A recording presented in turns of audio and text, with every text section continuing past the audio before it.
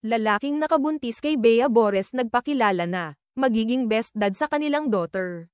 Si Mary Yamada, na nagsasabing siya ang ama ng ipinagbubuntis ni Bea Bores, ay naglabas ng pahayag na mananatili siyang present at responsable bilang ama kahit hiwalay na sila.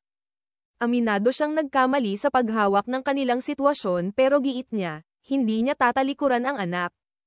Ibinunyag din niyang babae ang kanilang magiging anak at nangakong ibibigay dito ang best life, love, and support. Hiling niya sa publiko ang privacy para maging maayos at tahimik ang pagbubuntis ni Bea.